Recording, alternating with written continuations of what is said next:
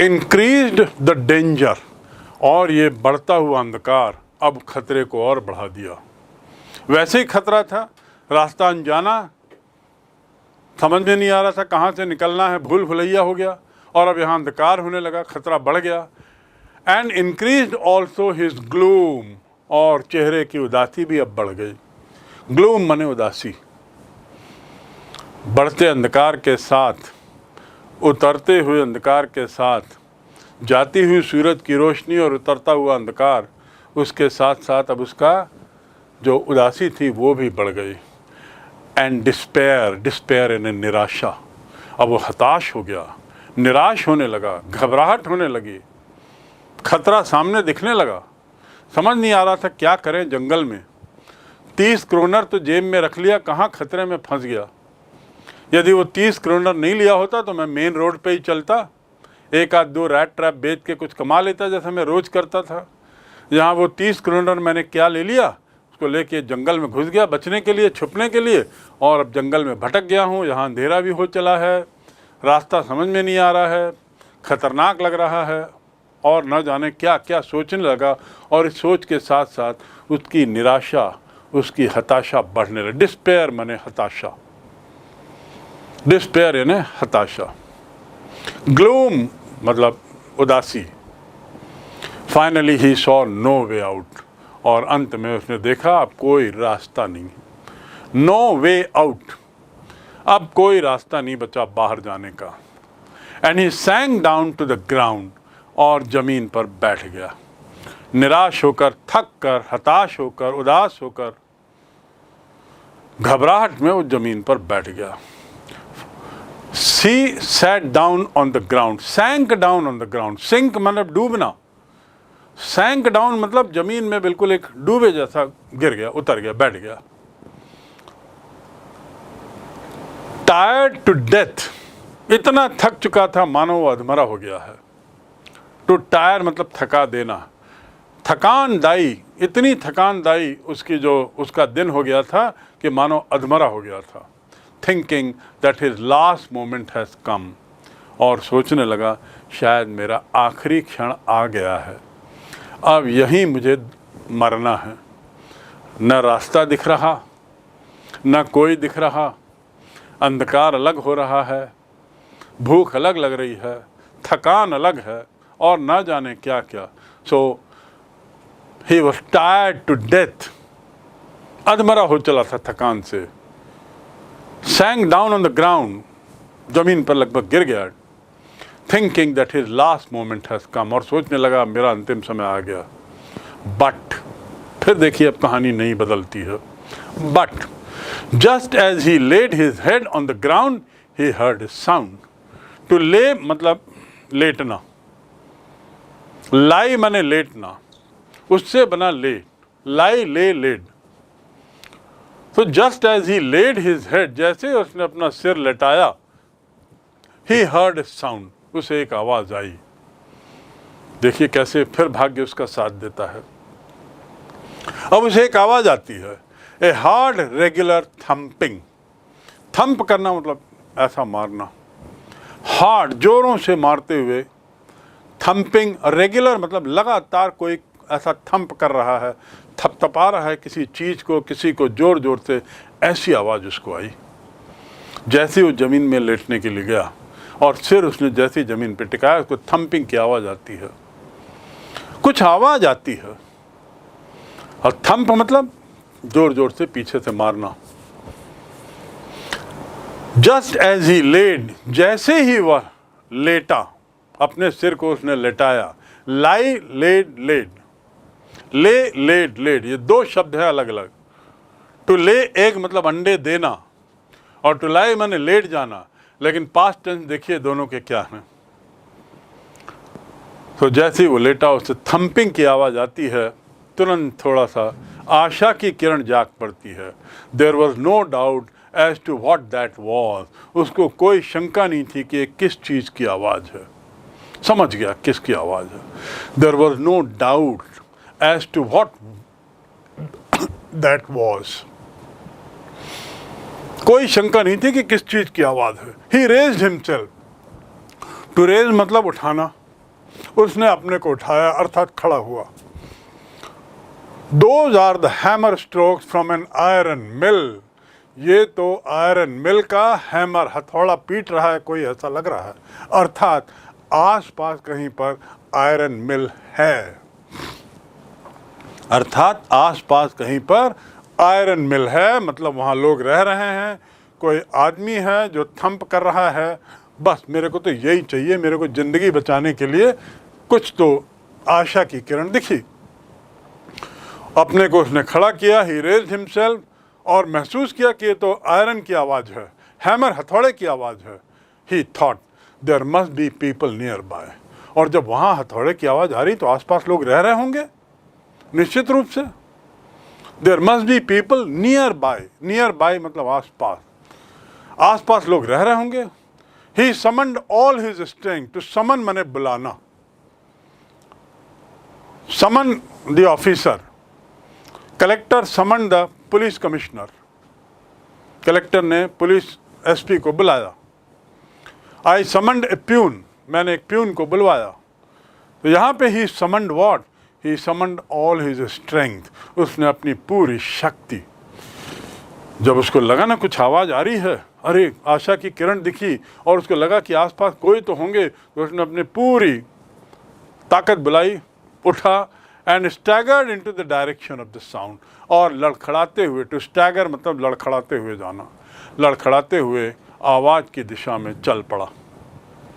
क्यों लड़खड़ाते हुए? क्यों? थक गया था, निढाल हो चुका था।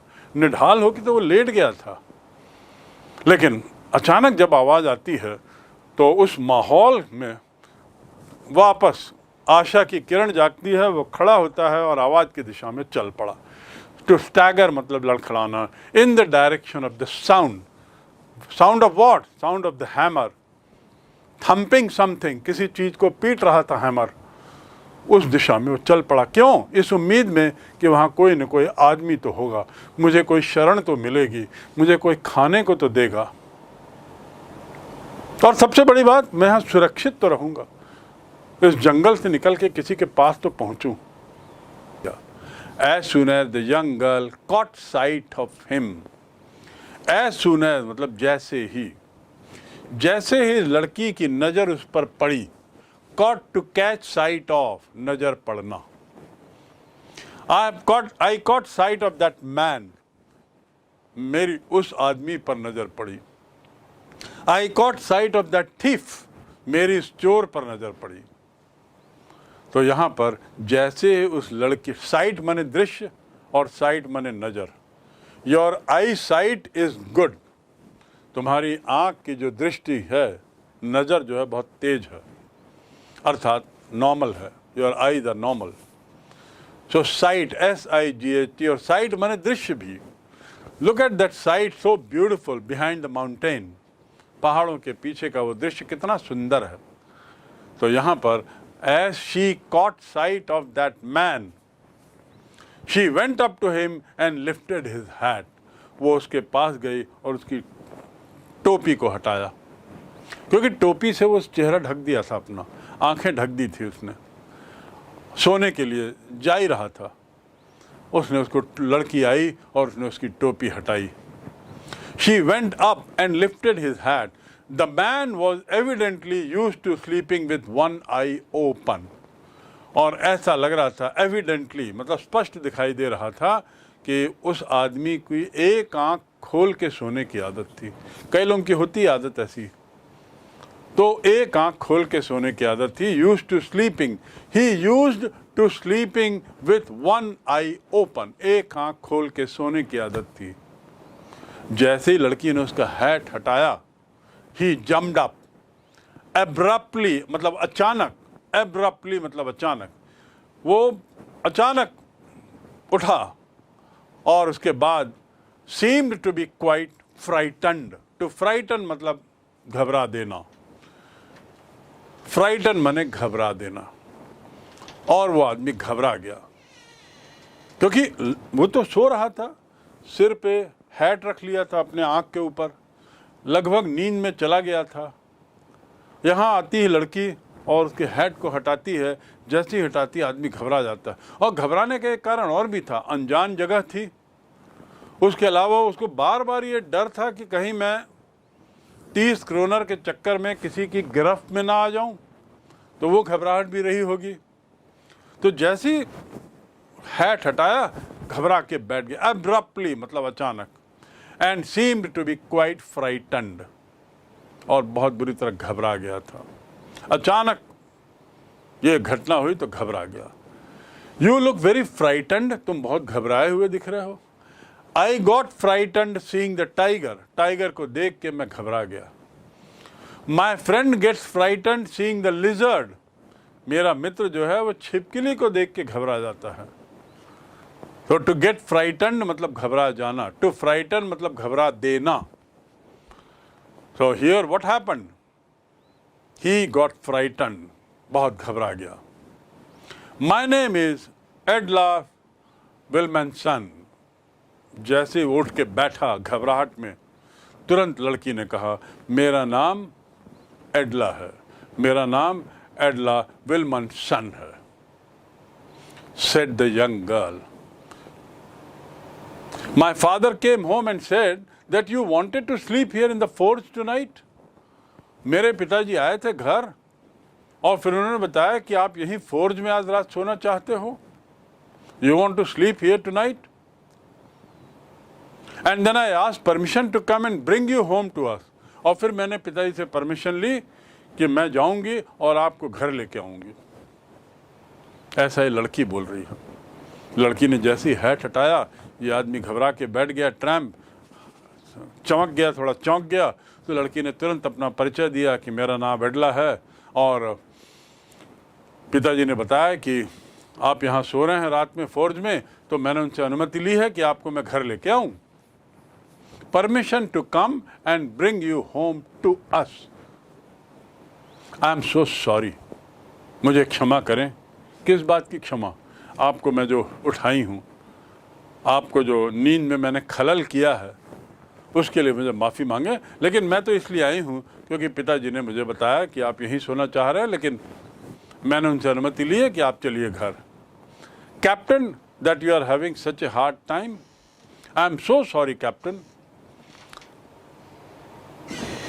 आई एम वेरी सॉरी कि तुमको इस दौर से गुजरना पड़ रहा है, आपको इस दौर से गुजरना पड़ रहा है अंकल।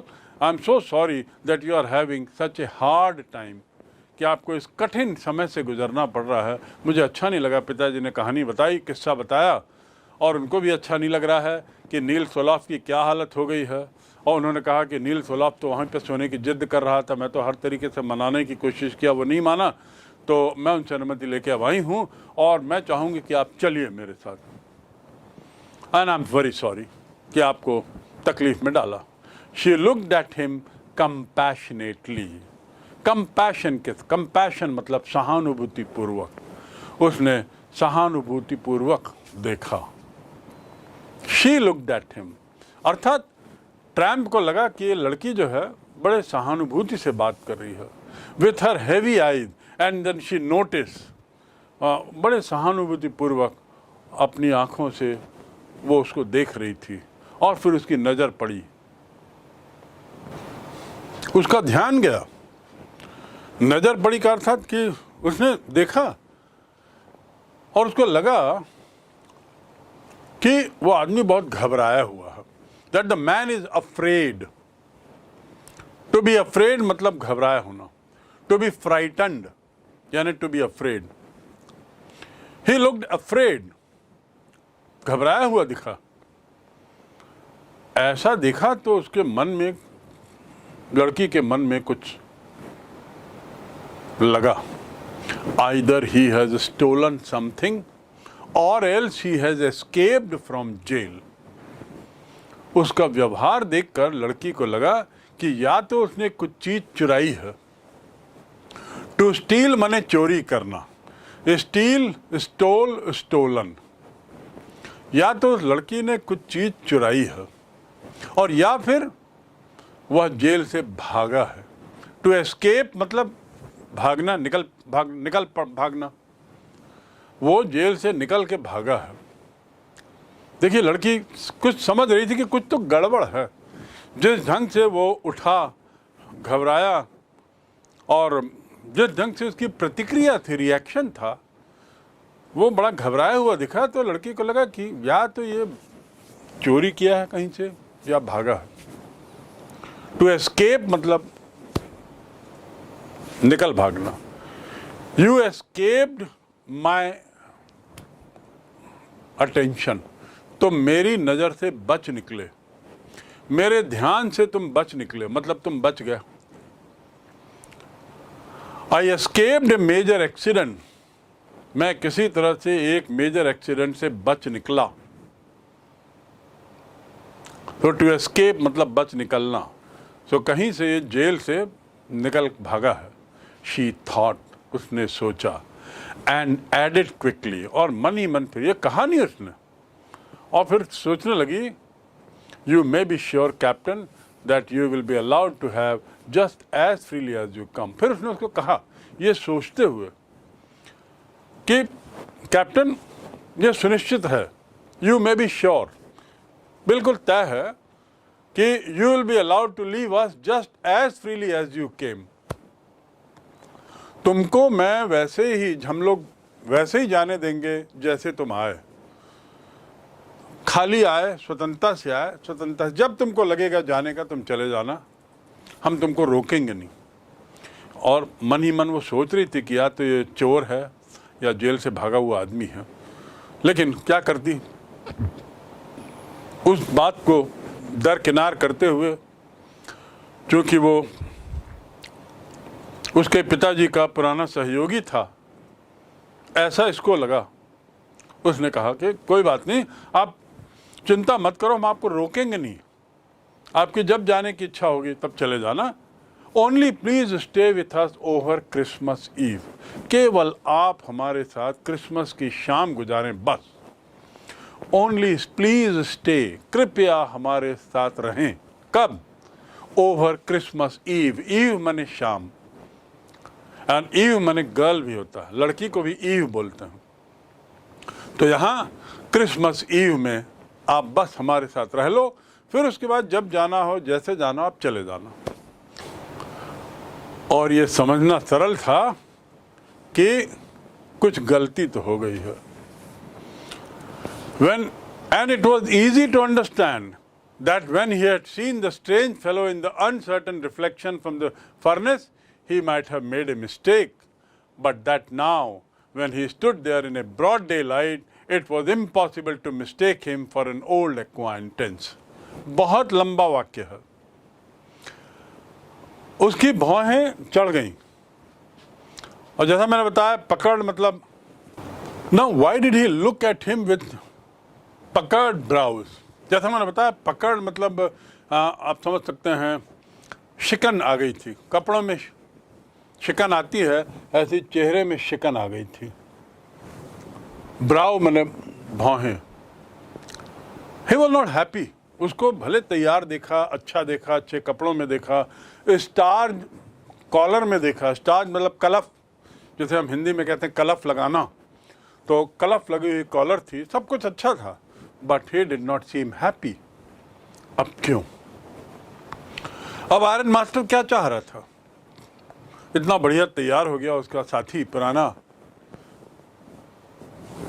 और इसके बारे में इतना सोच रहा था।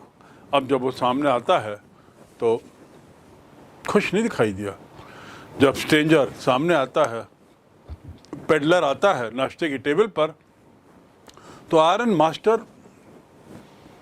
का चेहरा कुछ और बदल गया, भौहें तरेर गईं। He looked at him with puckered brow and it was easy to understand, और अब समझ गया चेहरे से, that when he had seen the strange fellow in the uncertain reflection from the furnace, अब वो समझ गया, it was easy to understand, अब वो समझ गया कि फर्नेस की रोशनी में जो चेहरा उसने देखा था रात में इस पेडलर का, that when he had seen the strange fellow, इस अजनबी को,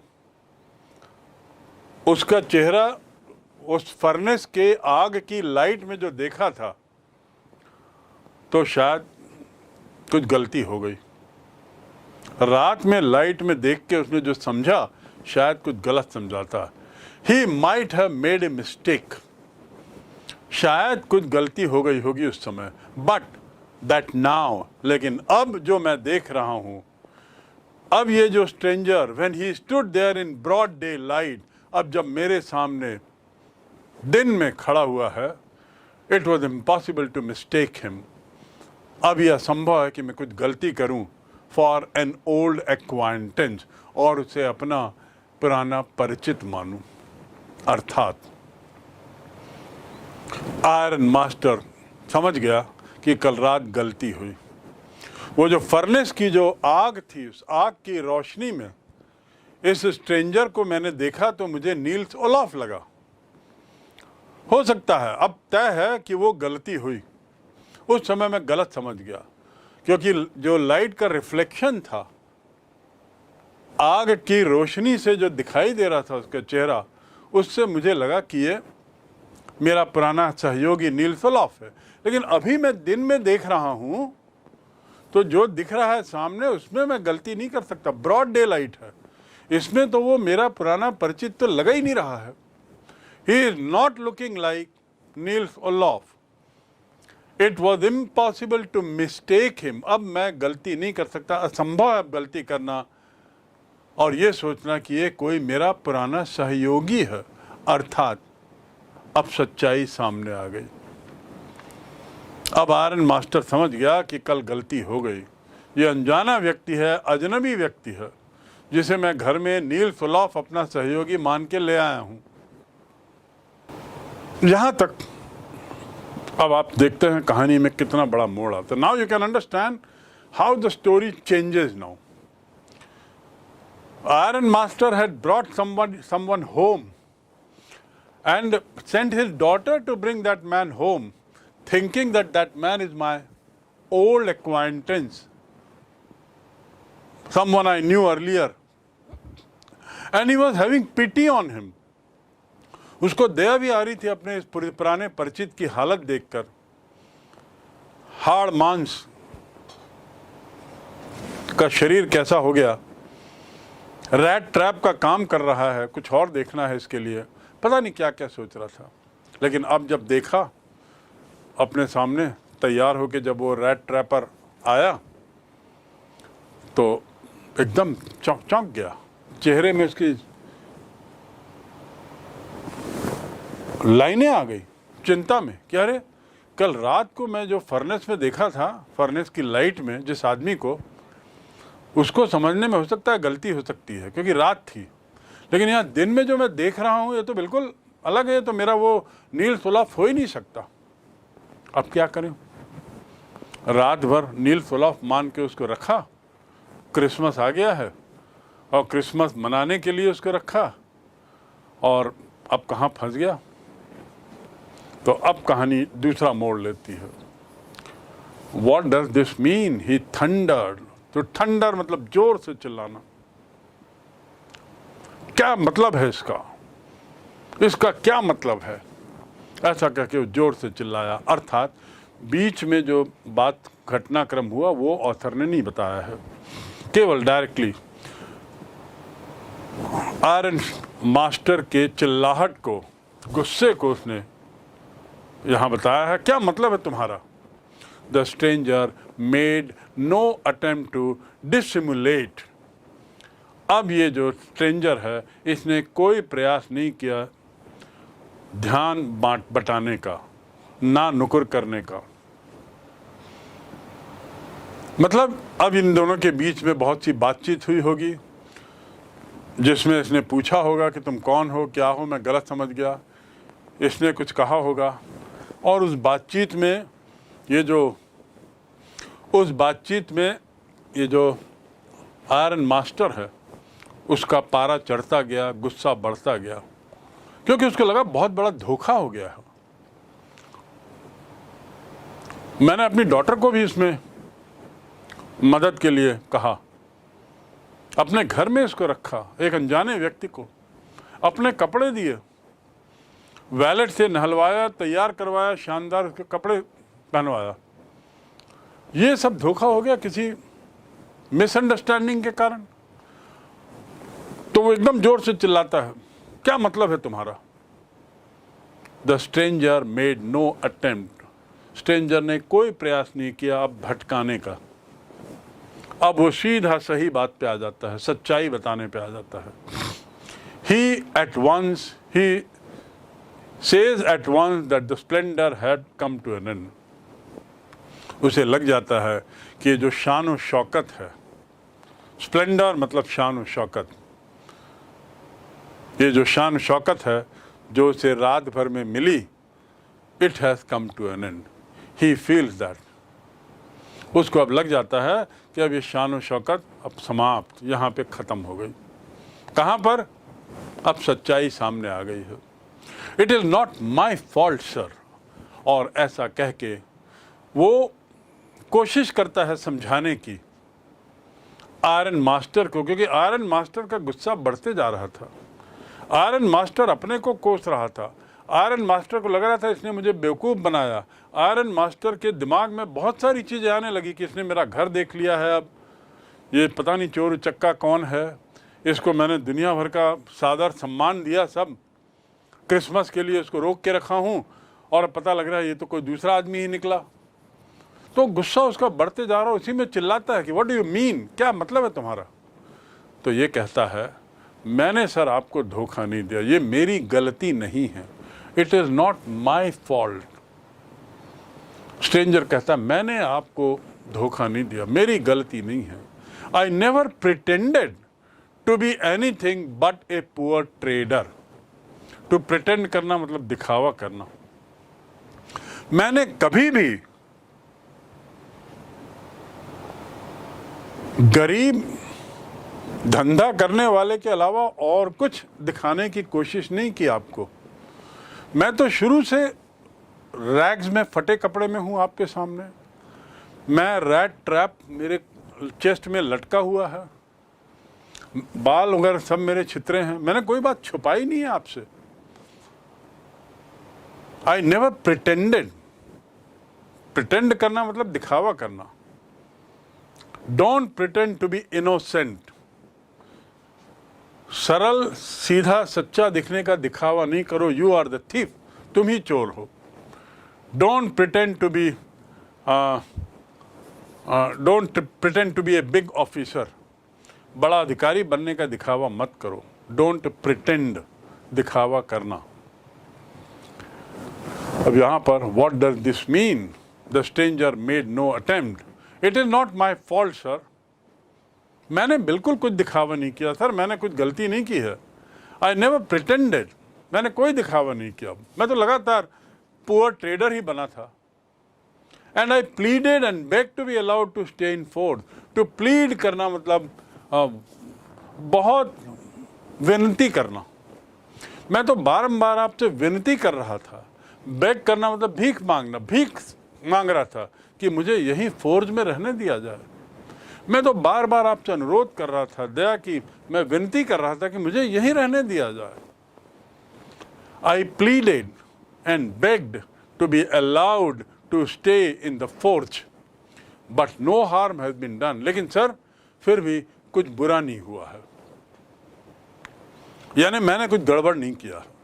एक तो मैं आपको शुरू से कह रहा था कि मैं गरीब आदमी हूँ, दिख रहा था, मैंने कोई दिखावा नहीं किया। उसके बाद मैं आपको बार बार कह रहा था मुझे यहीं सोने दो, यहीं रहने दो, लेकिन आप जिद में ले आए मुझे। लेकिन फिर भी कुछ बुरा नहीं हुआ है। No harm has been done. At worst I can put on my rags again and go away.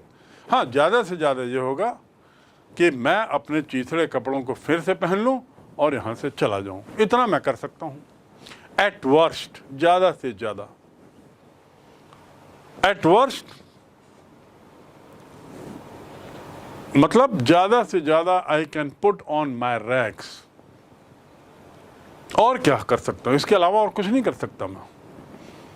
मैंने कोई गलती नहीं की, कोई अपराध नहीं किया। मैं तो बार बार आपको कह रहा था मुझे यहीं सोने दो। So at worst I can put on my rag. Put on मतलब पहनना। Put on your shoes, put on your socks, put on your shirt, अपना शर्ट पहनो। वियर योर शर्ट नहीं कहते, put on your shirt. Wear your socks सामान्यतः put on कहते हैं, put on. तो यहाँ ज़्यादा से ज़्यादा यही मैं कर सकता हूँ कि मैं अपने चीथड़ों को वापस पहन लूँ और यहाँ से चला जाऊँ। इस पर आयरन मास्टर ने कहा, ठीक है, हेजिटेटिंग ए लिटिल, थोड़ा सा हिचक के साथ। टू हेजिटेट मतलब हिचकना। थोड़े से हिचक के साथ आयरन मास्टर ने क्या कहा, it was not quite honest either, लेकिन तुम बिल्कुल सच्चे भी नहीं थे एकदम। It was not quite honest either, हाँ तुमने इतना स्पष्ट भी नहीं कहा था। ऐसा कह के बात आगे बढ़ी और उसने कहा, यू मस्ट एडमिट दैट, तुम्हें मानना पड़ेगा कि तुमने बहुत जिद करके नहीं कहा कि नहीं मैं नील्स ओलॉफ नहीं हूं। And I should not be surprised if the sheriff would like to have something to say in the matter. Sheriff मतलब होता है महापौर जैसा, ऐसे शहर का मुखिया, उसे कहते हैं शेरिफ, राजनीतिक मुखिया। तो वो कहते हैं कि तुम्हें मानना पड़ेगा कि तुमने पूरी सच्चाई से नहीं कहा था, कुछ बात छुपाई थी। जोर देकर तुमने नहीं कहा कि मैं नील सोलॉफ नहीं हूं। और मुझे आश्चर्य नहीं होगा, I should not be surprised, मुझे आश्चर्य नहीं होगा यदि शेरिफ जो हैं वो कुछ और इस मामले में कर बैठे, अर्थात तुम्हारे साथ कुछ कार्रवाई कर देंगे, तो मुझे आश्चर्य नहीं होगा। ऐसा कह के उसने चेतावनी दी। किसने? आयरन मास्टर ने। किसको? पेडलर को, रैट ट्रैप सेलर को, कि यदि शेरिफ को पता लगा तो हो सकता है कुछ और कर बैठे। The tramp took a step forward, ऐसा सुनने पर ट्रैम्प एक कदम आगे आता है, and struck the table with his fist, fist यानी मुट्ठी, एक कदम आगे आया और उसने टेबल पर मुट्ठी मारी। Struck the table, to strike से बना struck, strike, struck, struck. Strike मतलब हड़ताल और टू स्ट्राइक माने मारना। He struck a blow on my back, उसने मेरी पीठ पे एक मुक्का मारा। तो यहां पर क्या हुआ, जैसे ही आयरन स्मिथ ने कहा कि यदि शेरिफ को पता लगेगा, आयरन मास्टर ने कहा कि जैसे ही शेरिफ को पता लगा कि ऐसा कुछ तुम गड़बड़ किए हो या ऐसी कुछ घटना हुई है, तो वो कहीं कुछ और ना कर बैठे तुम्हारे साथ, यानी तुमको धमकाया उसने एक तरीके से। उसने कहा कि तुम शेरिफ हो सकता है तुमको पनिश करे। ऐसा सुनते ही ट्रैम्प जो है वो अपनी कुर्सी आगे किया, टेबल पे हाथ मारा, मुक्का मारा और कहा, now I am going to tell you, अब मैं आपको बताता हूं mister iron master, how things are, सच्चाई क्या है अब मैं आपको बताता हूं। हाउ थिंग्स आर मतलब चीज़ें कैसी हैं, ये मीनिंग नहीं है यहाँ पे। इसका अर्थ हुआ सच्चाई क्या है ये मैं आपको बताता हूँ, अब मैं आपको बताता हूँ। Now I am going to tell you mister iron master how things are, he said, अब मैं आपको बताता हूँ कि सच क्या है। और फिर वो आगे कहता है, this whole world is nothing but a big rat trap. यहाँ पे वही बात कहता है जो उसने पहले कही थी, ये दुनिया कुछ नहीं है, एक बड़ा रैट ट्रैप है, एक बड़ा जाल है। All the good thing that are offered to you are nothing, जो भी अच्छी चीज़ आपको ऑफर की जाती हैं, आपको पेशकश की जाती है, जो भी अच्छी चीज़ की, वो कुछ नहीं है बल्कि चीज़, रिंड्स एंड बिट्स ऑफ पोर्क। वो मानो चीज़ हैं और मानो वो सूअर का मांस, जिसे चूहे को फंसाने के लिए ट्रैप में डाला जाता। वही अपना फिलॉसफी को जो पहले उसने कहा था, उस फिलॉसफी को यहाँ पे फिर दोहराता है। तो कहता है आयरन मास्टर, अब मैं सच्चाई बताता हूँ। सच्चाई क्या है, दुनिया कैसी है। पूरी दुनिया जो है वो रैट ट्रैप की तरह है, बड़े रैट ट्रैप की तरह, जिसमें आपको जो भी दिया जाता है, आपको जो भी पेशकश की जाती है, वो कुछ नहीं है बल्कि मानो चीज़ हो या पोर्क हो। और किस लिए पेशकश की जाती है? To drag a poor fellow into trouble, गरीब लोगों को परेशानी में खींचने के लिए, परेशानी में डालने के लिए। ड्रैग करना मतलब खींचना। He drag me, the police drag the criminal to the jail, उसको गला पकड़ के खींच के ले गई। ड्रैग करना, खींचना। Don't drag on with the story, कहानी को लंबा मत खींचो। यहाँ भी ड्रैग शब्द आ गया। और पहले भी मैंने एक शब्द और यूज़ किया था, कहानी को लंबा मत हाँको। Please go back to that part and compare the two words. The drag, he dragged on with the story, वो कहानी को लंबा खींचता चला गया।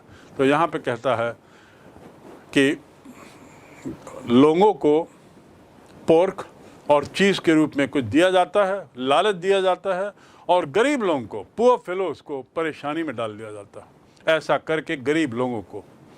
And if the sheriff comes now and locks me up for this, और यदि sheriff अब आता है और मुझे लॉक करता है, जेल में डालता है, गिरफ्तार करता है।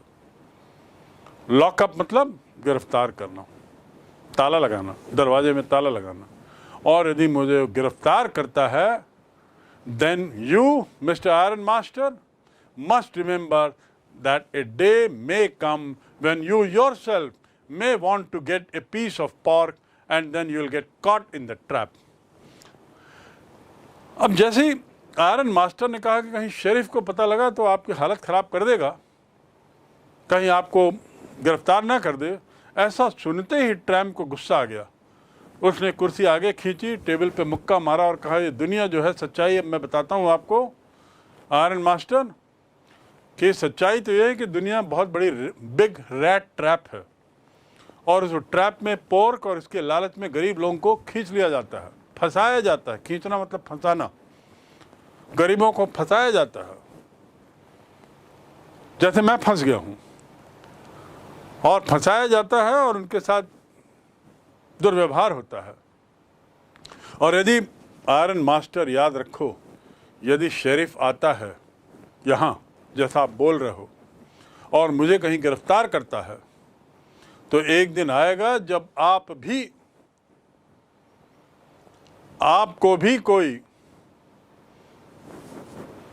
चीज और पोर्क ऑफर करके अपने जाल में फंसाएगा। Want to get a piece of pork and then you will get caught, और आप भी उस जाल में फंस जाओगे, in the trap। और ऐसा कह के अपनी बात जैसी ख़त्म करता है, आयरन मास्टर जो है वो हंसने लगता है। Iron master began to laugh. इतनी बड़ी बात स्ट्रेंजर ने कही तो आयरन मास्टर को हंसी आ गई, उसको हल्के में लिया।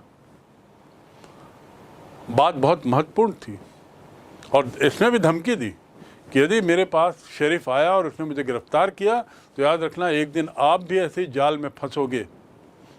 आपको भी कोई लालच देगा, आपको भी कोई पोर्क और चीज़ के रूप में कोई पेशकश देगा, और उस पेशकश के लालच में ज़िंदगी में आप भी फंसोगे। यू विल गेट कॉट, और इस जाल में आप फंस जाओगे। That was not so badly said my good fellow. अब ये आयरन मास्टर जो हंसा, उसने कहा, ये तुमने इतने बुरे तरीके से नहीं किया। कहा, that was not so badly said my good fellow, मेरे प्रिय दोस्त, ये तुमने बड़े हल्के तरीके से कह दिया।